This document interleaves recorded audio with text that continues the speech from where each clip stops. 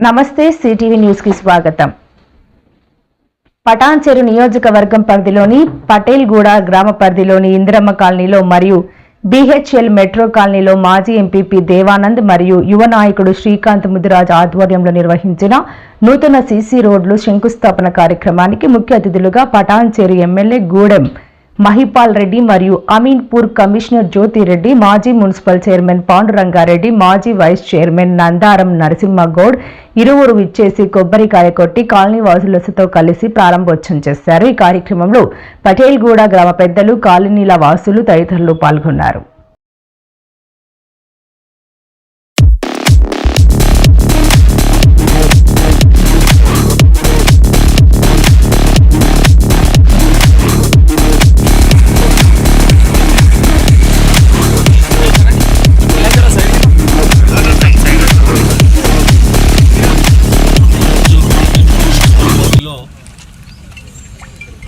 నూతనంగా యాడైన గ్రామ పంచాయతీల పరిధిలో, మున్సిపల్ పరిధిలో పటేల్గూడ, కిష్టారెడ్డిపేట్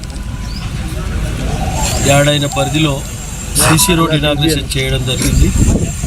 బీఆర్ నుంచి గతంలో మున్సిపల్ గవర్నమెంట్ 10 లక్షలు, మెట్రో కాలనీ, బిహెచ్ఎల్, దాంతోపాటు 45 లక్షలు, మొత్తం ఆడ 50 లక్షలు, ఈడొక 50 లక్షలు ఇందిరమ్మ కాలనీలో సీసీ రోడ్ వేయడం జరుగుతూ ఉన్నది.